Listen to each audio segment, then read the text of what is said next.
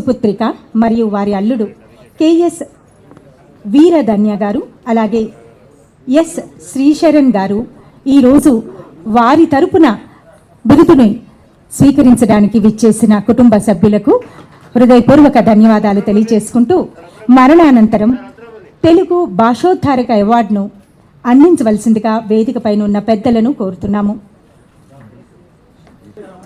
శ్రీ ఏవి సీతారామయ్య గారు, అలాగే వాళ్ళని పిలవండి అంటున్నారు. సరే. దేశ భాషలందు తెలుగు లెస్స అంటూ తెలుగు భాషలో విద్యకై పోరాడుతూ తెలుగు భాషను విద్యార్థులను పాఠ్యాంశములలో చేర్చాలనే తపన రాబోయే తెలుగు తరాల వాళ్ళకి తెలుగు విద్యాబోధనే గురిగా దివంగత శ్రీ కెఎస్ కృష్ణప్ప గారికి తెలుగు భాషోద్ధారక అవార్డుతో సన్మానించవలసిందిగా మహారాష్ట్ర తెలుగు సమాఖ్య మరియు తెలుగు విజ్ఞాన సమితి గౌరవ అతిథులను పెద్దలను కోరుచున్నాము.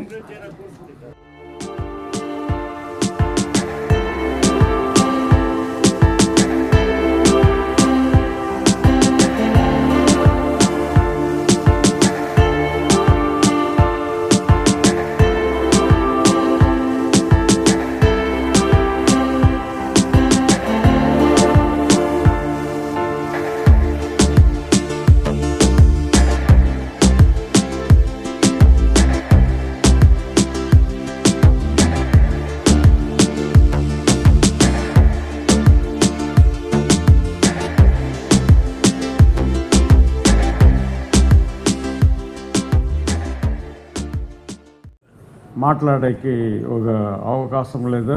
అందరూ ఎప్పుడు రావేలు ముగిస్తారు, మనం భోజనానికి పోవాలన్న టైంలో మా అన్న రాధాకృష్ణరాజు నన్ను మాట్లాడేకి ఇడిస్తే నేను మాట్లాడేది ఉంటేను ఈ సభలో ఒక అన్యోన్యంగా మనమంతా కలిసి ఒక్కొక్కరు ఒక్కొక్క ఫీల్డ్లో ఉంటేనో అన్ని ఫీల్డ్లో ఉండేవాళ్ళను మనం కలిసి ఒక ఫంక్షన్స్ చేస్తామంటే దానికి సూత్రధారి ఎవరంటే మన చెప్పి భీష్మర్ అండి. నిజంగా భీష్మర్ గారు. మా అన్న రాధాకృష్ణరాజు లేదంటే మా ఊర్లో తిరుపతి దేవస్థానం చౌల్ట్రీ లేదు. ఆయన నిలిచి కష్టపడి ఆ దీంట్లో ఒక నిర్మాణం చేసిండారు. ఆ నిర్మాణం చేసినాక మమ్మల్ని మర్చిపోయారు. అది ఒక మన తిరుపతి దేవస్థానం దీనికి ఒక ఎక్స్టెన్షన్ కౌంటర్ మరి చేస్తామని చెప్పి మనం చేస్తే మా అన్నగారు మమ్మల్ని మర్చిపోయారు. ఇప్పుడు నేను దాన్ని రిమైండ్ చేయాలా. రెండవది నా తమ్ముడు గోపి తెలుగులోనే పార్లమెంట్లో ఓతెత్తిన ఒకే మనిషి. మీ ఆంధ్రాలోనే లేదు, తెలంగాణలోనే లేదు, ఎవరు లేదు. తమిళనాడులో పుట్టి వాడు దీంట్లో నేను తెలుగులో ఓతెత్తానని చెప్పి ధైర్యంగా చేసే వాడు. అట్లా ఇదంతా కారణం ఏమంటే మా రాధాకృష్ణరాజు ఆ కాలం నుంచి మమ్మల్ని వచ్చి ఏమేమి ఇది ఒక ఇన్స్పిరేషన్ వాయిందా. దాని నుంచి ఇప్పుడు నాకు మాట్లాడేటప్పుడు ఒక ధైర్యం వచ్చాయి. సో మహారాష్ట్ర అసోసియేషన్ మా వసూరులు చేయకూడదు, ఆంధ్ర సంస్కృత సంఘం అని పెట్టిండేది మా కోదండరామయ్య గారు. ఆ కాలంలో ఆయన్ని వచ్చి ఇది చేసి అన్ని సౌకర్యాలు చేసి పిలుచుకొచ్చి వీళ్ళ అందరినీ పిలిచి ఒక ఫంక్షన్ నడిపి చేసిన దానికి మా కారణకర్త ఎవరంటే రాధాకృష్ణరాజు. సో ఈ దీంట్లో మా తమ్ముడు గోపీనాథ్ జొతల ఒసూర్లో ఆంధ్ర సంస్కృతి సంఘంలో మీరు మహారాష్ట్ర అసోసియేషన్ ఇదే మీరు నడిపేకి రావాలా, మేమంతా ఉంటాం. మా పక్కలనే మా ఆక్స్ఫర్డ్ వీన్ ఉండారు. సో ఏమి దీన్ని ఈ ఇతర అంతా మేము చేసేకేయలేదు. బట్ ఉంటేనో తమిళనాడుನಲ್ಲಿ మేము ఒకటి చేస్తాము. అట్లనే ఒక రిక్వెస్ట్ మీరు పెట్టి ఈ అవకాశం ఇచ్చిన మీకు అందరికీ నా ధన్యవాదాలు తెలుపుకొని ముగించుకుంటాను. జై హింద్. సభకు నమస్కారం. ఈరోజు మనమంతా కూడా ఈ వేదిక పైన కూర్చొని కలిసికట్టుగా మాట్లాడడానికి అవకాశం కల్పించిన తెలుగు విజ్ఞాన సమితి అధ్యక్షులు పెద్దలు శ్రీ రాధాకృష్ణ గారికి మరియు ఈరోజు మన భాష గురించి మన భాష పైన ఉన్నటువంటి పట్టుని బలంగా బిగించే విధానికి పునాది వేసినటువంటి పెద్దలు మాజీ ఉప సభాధ్యక్షులు అన్న శ్రీ మండలి బుద్ధప్రసాద్ గారికి మరియు నేనెవరో తెలియకుండానే నా మాతృభాష తెలుగు అని తెలిసి నేను సుమారు 20 సంవత్సరాల రాజకీయాల ఎన్నికల్లో పోటీ చేస్తూ ఉంటే కూడా నేను 3 పర్యాలు ఎమ్మెల్యేగా ఉంటుని అప్పుడు కూడా నన్ను గుర్తించలే. కానీ పార్లమెంటరీ సభ్యునిగా పోటీ చేస్తానన్న తక్షణమే మా యొక్క స్నేహితుడు అమానుల్లా అనే ఒక స్నేహితునితో ఎలక్షన్ అంటే ఎమ్మెల్యే ఎలక్షన్ అయితే ఏదో విధంగా జరిగిపోతుంది, పార్లమెంట్ ఎలక్షన్ అంటే చాలా ఈ రోజుల్లో చాలా ఆర్థికంతో కూడుకున్న ఎలక్షన్స్ కాబట్టి మా చైతన్య ఇంత సహాయం మీకు అందిస్తానని చెప్పి నా ముఖం చూడకుండానే నేను ఎవరని తెలియకుండానే నాకు ఈ సహాయం అందించిన మిత్రుడు రమేష్ గారికి మీ పరంగా నా పరంగా నా తెలుగు పరంగా వారికి నేను యొక్క ప్రత్యేక ధన్యవాదాలు అనిపించాక ఇది మంచి వేదిక అనుకుంటాను. కాబట్టి వారికి ఇప్పటి వరకు నేను కలవలేదు, కానీ ఫోన్లో చెప్తే వాళ్ళకి ఆ సహాయం అందించి బాగోదని చెప్పి నేరుగానే కలవాలని చెప్పి మా మిత్రుడు అమ్మానులకు 4-5 సార్లు చెప్తే ఇక్కడ మన పెద్దలు మా చిన్నగుట్లో వచ్చినారు, వాళ్ళకి చెప్తే ఎవరు వాళ్ళు చోలు వేసుకోలే. కానీ ఈరోజు మన అన్న రాధాకృష్ణ తరఫున వాళ్ళని కలిసే ఒక అవకాశం దొరికింది కాబట్టి ప్రత్యేకంగా నా యొక్క వాళ్ళకి ధన్యవాదాలు తెలియజేసుకుంటూ ఉన్నాను. అదేవిధంగా మా యొక్క అన్నగారు మాజీ శాసనసభ్యులు శ్రీ కె మనోహర్ గారు కూడా వేదికకి మీరు వచ్చిన్నారు, వాళ్ళకి కూడా ఈరోజు సన్మానం జరిగింది. ఎందుకంటే నాకు ముందు ఆయన శాసనసభ్యులు 1991లో ఆయన శాసనసభ్యులు. అప్పటి నుంచి ఇప్పటిదాకా మనకు తెలుగు యొక్క కార్యక్రమం ఏం జరిగినా కూడా ఆయన మాతృభాష ఏమో తమిళం, కానీ వాళ్ళ నాన్నగారికి మంచి పట్టు ఉండే తెలుగు పైన. తెలుగు అన్నా, తెలుగు భాషలన్నా, తెలుగు ప్రజలన్నా వాళ్ళ నాన్నగారికి చాలా పట్టుంది. ఆ యొక్క వారసత్వంతో కూడా ఈరోజు కూడా ఇప్పటిదాకా కూడా ఇంతకుముందు కూడా ఆయన ప్రసంగంలో చెప్పినారు, ఈ వారధి అనే కార్యక్రమం మా హోసూలో జరపాలి, మీరు రాండి ఆహ్వానం ఇచ్చినారు ఆయన. ప్రత్యేకంగా వారికి నా యొక్క ధన్యవాదాలు తెలియజేసుకొని మరియు ఈ వేదిక పోయినటువంటి రాజగోపాల్ నాయుడు గారికి నాకు ముందు కొన్ని కార్యక్రమాలు ఉందని చెప్పి మాట్లాడి వెళ్ళిపోయినటువంటి శ్రీమతి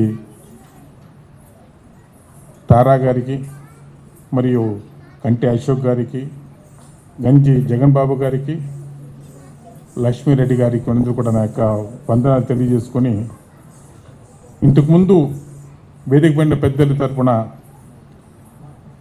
ఎక్సలెన్సీ అవార్డు తీసుకున్నటువంటి మాజీ పెద్దలు, మాజీ తెలుగు యొక్క కార్యదర్శి కీర్తిశేషులు కృష్ణప్ప గారి యొక్క పేరు మీద వారి కోసం ఇచ్చినటువంటి ఎక్సలెన్స్ అవార్డు ఈరోజు ఆవిడ సహోదరి ఇక్కడ ఉన్నారు, వారికి మరి సీతారామయ్య గారికి, రవిచంద్రన్ గారికి, రుక్మానంద నాయుడు గారికి, సుబ్రహ్మణ్య నాయుడు గారికి, షణ్ముగ సున్నప్పల గారికి, మరి అరుణ్ శర్మ గారికి, అంబిక ఆనంద్ గారికి, ఆశా జ్యోతి గారికి, బండి ఆదినారాయణ రెడ్డి గారికి, రంగస్వామి నాయుడు గారికి, ఉమామహేశ్వర్ వీరందరూ కూడా నా యొక్క శుభాకాంక్షలు తెలియజేసుకొని ఈ యొక్క కార్యక్రమానికి ఆరంభించే ముందు పెద్దలు మండలి బుద్ధప్రసాద్ గారి చేతి మీద కొత్త మలుపు అనే పుస్తక ఆవిష్కారం జరిగింది. ఎవరైతే రచించారో వారికి నా యొక్క ప్రత్యేక ధన్యవాదాలు తెలియజేసుకొని, ఈరోజు ఈ కార్యక్రమం గురించి మాట్లాడాలా చేయాలంటే మా అన్నగారు చెప్పినట్లు సమయం చాలా తక్కువ. అందరూ కూడా ఆకలి అనే ఒక ఇది ప్రతి ఒక్కరికి ఉండేదే, నాకు కూడా ఉంది. కాబట్టి టైం లేదు. కాబట్టి ఇంకొకసారి మనమంతా కూడా కలిసేదానికి ఇంకొక వేదికని తప్పకుండా అన్న మన యొక్క ఇంతకుముందు చెప్పిన మన కమ్మనాయుడు గారి యొక్క అధ్యక్షులు చెప్పురి, కర్ణాటక రాష్ట్రంలో తెలుగు కార్యక్రమం అంటే ఒక రాధాకృష్ణ గారు ముందుంటారని. కాబట్టి తప్పకుండా రాధాకృష్ణ గారికి ఇంకొక కార్యక్రమం ఏర్పాటు చేస్తారు. ఆ కార్యక్రమం ఏర్పాటు చేసే ముందు కర్ణాటకలో కాకుండా పొరుగు రాష్ట్రాల నుండి తెలుగు సంఘాలు అందరూ కూడా వారి వారి యొక్క లెటర్ హెడ్లో ప్రస్తుత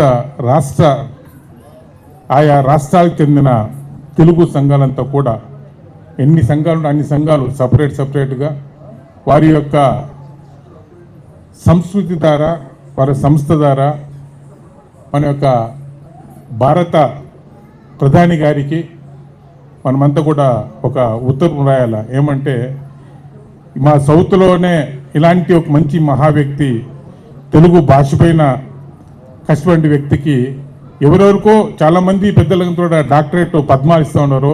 మనం ఆ పద్మ అవార్డుని మన రాధాకృష్ణ గారికి ఇవ్వాలని చెప్పి మనమంతా కూడా ప్రధాని గారికి లెటర్ అయ్యేలా నా వంతు తప్పనిసరిగా నేను యొక్క కేంద్ర ప్రభుత్వ దృష్టికి నేను తీసుకెళ్తాను. దానికి అర్హులు ఆయన. అదేవిధంగా ఆ యొక్క పద్మ అవార్డు తీసుకున్నాక మా అన్నగారు చెప్పురి హోసూర్ల మా యొక్క మాజీ శాసనసభ్యులు కెఎస్ కోదండరామ గారి యొక్క నిర్మాణంలో జరిగినటువంటి నిర్మాణానికి అప్పటి మండలి పెద్దల యొక్క తండ్రి గారు ధన సహాయాన్ని ఆర్థికంగా సహాయం చేస్తున్నారు. అది ఇప్పటి వరకు అది అలాగే కొనసాగుతూ ఉంది. ఇప్పుడు మళ్ళా కూడా ఆ యొక్క సంస్థని ఇంకా పెద్దది చేయడానికి మా అన్నగారు పెద్దలు కె మనోహర్ గారు నడుపు కట్టుకోవడం, ఇంకొక అడిషనల్కి ఒక బిల్డింగ్ కడతాము చేస్తామని చెప్పి దాన్ని మీ వంతు మీరంతా కూడా సహాయం చేయాలా. మనమంతా కూడా కలిసి చేసుకుంటాము. దాన్ని చేసిన పిదప మన అన్న రాధాకృష్ణ గారికి పద్మ నెక్స్ట్ డే తీసుకున్న పిదప తప్పకుండా ఇంకొకసారి మన అన్నగారు మండలి బుద్ధిప్రసాద్ గారి యొక్క సహకారంతో అంటే మనకి ఇంకా ఎప్పుడే కానీ ఒక విధంగా ఇంతకు ముందు అనౌన్స్ చేసి మన రమేష్ గారు అంటే ఎందుకు చెప్పానంటే నన్ను చూడకుండానే సహాయం చేసిన ఆయన ఈరోజు మేము మహాసభలు చెప్తుంటే తప్పకుండా సహాయం చేస్తాడు నమ్మకం మాకుంది. వారితో అదేవిధంగా మనకు భోజనాలకి ఇబ్బంది లేదు కూడా. మన నందన ప్యాలెస్ ఆదివారం ఉంటారు కాబట్టి మీరు ఎప్పుడు వెళ్ళినా మీకు మేము ఇస్తాం. సో కార్యక్రమం ఎలా నడపాలని చెప్పేదానికి దిశానిర్దేశానికి ఉద్దేశించి మాకు చార్ట్ ఇచ్చడానికి మా నాన్నగారు మండలి బుద్ధప్రసాద్ ఉన్నారు. వాళ్ళ సహకారం తీసుకొని తప్పకుండా అదేవిధంగా మా నాన్న రాధాకృష్ణ రాజు గారితో తప్పకుండా భవిష్యత్తులో చాలా బాగా యావత్తు సౌత్ ఇండియా కాకుండా మొత్తం భారతదేశమే తిరిగి చూసే విధంగా మన హోసూర్లో తెలుగు మహాసభలు మనం జరుపుకుంటాము. మీ అండదండలు మీ ఆశీస్సులు మాకు కావాలా. అదేవిధంగా ఎవరైతే పొరుగు రాష్ట్రం నుంచి వారికి పేరు పైన ఇక్కడ ఈ కార్యక్రమం జరుపుతున్న ఆ యొక్క సోదరులకి మా యొక్క మనవి ఏమంటే దయచేసి ఈ ఒక్క రాష్ట్రమే కాకుండా అన్ని రాష్ట్రాల్లో కూడా ఈ మీరు కార్యక్రమం నడుపుకోవాలా. ఎందుకంటే ఇందుకు మీరు చెప్పరు ఒక చిన్న ఉదాహరణ అంటే మొదటంటే భారతదేశంలో రెండవ అత్యధిక మాట్లాడే భాష ఏదంటే తెలుగు ఉండేది. కానీ ఇప్పుడు ఆ స్థానం మనకి ఎదిగి ఇప్పుడు 4వ స్థానం మనం పడిపోయినాం. కాబట్టి ఇందుకు ముందుకు మాట్లాడిన మన సోదరి తారా గారు చెప్పురి నేను తెలుగే అయినా కూడా నేను కన్నడలో మాట్లాడుతూ ఉన్నాను. కన్నడ తప్పు జరిగిపోతుంది. తప్పుగా నిజమే. ఇందుకు ముందు మన కమ్మవారి సంఘం పెద్దలు చెప్పురి మనం ఏ రాష్ట్రంకి వెళ్ళినా ఆ రాష్ట్ర భాష మనం కాపాడుకోవాలా, దాన్ని గౌరవించాలి. నిజమే తప్పనిసరిగా. కానీ అదేవిధంగా మనముంటే మన ప్రాంతంలో కానీ మన పరిసరాల్లో కానీ మన ఇంట్లో కానీ తప్పనిసరిగా మనం తెలుగే మాట్లాడాలి, తెలుగు మాత్రమే మాట్లాడాలి. అదేవిధంగా ఎవరైనా మన అన్నదమ్ములు ఎవరైనా తెలుగు వర్గం తప్పనిసరిగా ఈ ఒక్క ముక్కు కూడా వేరే లాంగ్వేజ్ మాట్లాడకుండా మనము తెలుగే మాట్లాడితే మళ్ళీ మన స్థాయికి మనం వస్తామని చెప్పిన నమ్మకం నాకు ఉంది. దానికి మీరు ప్రధానంగా ఈ వారితీకరణ చేసే పెద్ద ఇలాంటి వాళ్ళు ఏ రాష్ట్రం మీదకి వెళ్ళినా దీన్ని వాళ్ళ దృష్టికి తీసుకెళ్ళాలని చెప్పి చిన్న మనవి చేసుకొని, ఇంతకు ముందు చెప్పినట్టు మా అన్నగారు చెప్పి మా హోసూలో టీటీడీ కళ్యాణ మండపం వచ్చడానికి ముఖ్య కారణం అన్న మన రాధాకృష్ణరాజు అయితే, మీ తరపున ఈరోజు ఏం చెప్పినా చేయగలిగినంత సోమత శక్తి ఉండేటువంటి అన్న మండలి బుద్ధి ప్రధానికి మీ పరంగా నా పరంగా మా యొక్క హోసూ ప్రాంతం యొక్క చిరకాల కోరిక ఏమిటంటే, మన టీటీడీ బోర్డులో మనకు ఆంధ్రలో ఉన్నటువంటి మన తిరుమల దేవస్థానంలో ఉన్నటువంటి టీటీడీ బోర్డులో పొరుగు రాష్ట్రాల్లో ఉన్నటువంటి 2 మందికి మెంబర్షిప్ ఇస్తారు. ఆ 2 మెంబర్షిప్లు మీరు ఇచ్చేది మీరు ఎవరికైనా ఇవ్వండి, దయచేసి తెలుగు వారికే ఇవ్వండి అని చెప్పి మీరు మీ ప్రభుత్వం దృష్టికి తీసుకెళ్లాలని చెప్పి మనవి చేస్తూ, ఈ కార్యక్రమానికి మమ్మల్ని పిలిచి ఇక్కడ మీతో పాటు ఉన్నందుకు అవకాశం కల్పించిన ఇంకొకసారి తెలుగు విజ్ఞాన సమితికి ఈ కార్యక్రమం ఏర్పరిచిన మనందరికీ కూడా మనస్ఫూర్తిగా ధన్యవాదాలు తెలియజేసుకుని, తప్పనిసరిగా ఇంకో కార్యక్రమంలో మనం చాలాసేపు ఉంటాం, కలుసుకుంటాం. ఆ యొక్క ప్రాంతాల గురించి, అలాంటి ప్రాంతాలు ఉంటే మన ప్రజల తెలుగు భాషల సమస్య గురించి ఒక వేదిక చేసుకొని దాని మీద మనము మా అండలి ముందు ప్రసాద్ గారితో మాట్లాడి మన ఆ యొక్క ప్రాంతం యొక్క సమస్యల్ని పరిష్కారం చేసుకుంటామని చెప్పి తెలియజేసి, ఈ అవకాశం ఇచ్చిన మీరందరికీ ఇంకోసారి మనస్ఫూర్తిగా తెలియజేసుకున్నాను. జై హింద్, జై తెలుగు తల్లి. ప్రత్యేకించి ఈ రోజున ఈ వారధి తెలుగు భాషకు ఒక సారథిగా అనేక రాష్ట్రాల్లో కార్యక్రమాలు ఏర్పాటు చేస్తూ ఈ రోజున బెంగళూరులో రాధాకృష్ణరాజు గారి సహకారంతో ఇంత దిగ్విజయంగా ఈ కార్యక్రమం నిర్వహించినందుకు ముందుగా వారధి వారికి నా హృదయపూర్వకంగా నేను అభినందనలు, శుభాకాంక్షలు తెలియజేస్తున్నాను. ఎందుకంటే federation of Telugu associations of Maharashtra అని, దాని ద్వారా వారు సాధించిన మహోన్నతమైన కార్యక్రమం అంటే మహారాష్ట్రలో తెలుగు సాహిత్యానికి ఒక అకాడమీని స్థాపించిన ఘనత వారు దక్కించుకున్నారు. అలాగే పశ్చిమ బెంగాల్లో కూడా మమతా బెనర్జీ గారు తెలుగుని అధికార భాషగా గుర్తించిన సంగతి కూడా మనకు తెలుసు. అయితే అత్యధిక సంఖ్యాకులు ఉన్న కర్ణాటకలో కానివ్వండి, తమిళనాడులో కానివ్వండి, అటు ఒరిస్సాలో కానివ్వండి, మనం తెలుగుకి తగిన గుర్తింపు తేలేకపోయాం. ఆ రకమైన ఒత్తిడి కూడా తెలుగు రాష్ట్రాలు చేయని విషయం కూడా మనకు చెప్పాల్సిన అవసరం ఉంది. ఒక 50 సంవత్సరాల క్రితం 1976 మే 22వ తారీఖున ఈ తెలుగు విజ్ఞాన సమితి భవనానికి ఆనాటి ఆంధ్ర రాష్ట్ర విద్యాశాఖ మంత్రి మా నాన్నగారు మండలం వెంకటకృష్ణారావు గారు శంకుస్థాపన చేశారు. ఆ రోజున వారితో పాటు నేను ఇక్కడ రావటం జరిగింది. 50 సంవత్సరాలు అయింది. రాధాకృష్ణరాజు గారితో ఆనాటి నుంచి ఈనాటి వరకు 50 సంవత్సరాల పరిచయం. అయితే ఆ రోజున మా నాన్నగారు వచ్చిన సందర్భం ఏంటంటే, ఆ రోజున ప్రపంచ తెలుగు మహాసభలు జరిపి ఇతర రాష్ట్రాల్లో ఉన్న తెలుగువారు తమ భాషని, సంస్కృతిని మర్చిపోకూడదు, వాటిని కాపాడుకోవాలని చెప్పడానికి వచ్చారు ఆయన. కానీ ఈ రోజున రాధాకృష్ణరాజు గారు మాకు చెబుతున్నారు,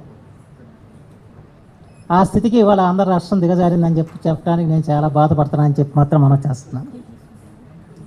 ఎందుకంటే నాకు కూడా ఇతర రాష్ట్రాలకు కానీ ఇతర దేశాలకు కానీ వెళ్తే ఎంత ఆనందంగా ఉంటుందో చెప్పడానికి వీల్లేదు. Sir, yeah. Go. Yes.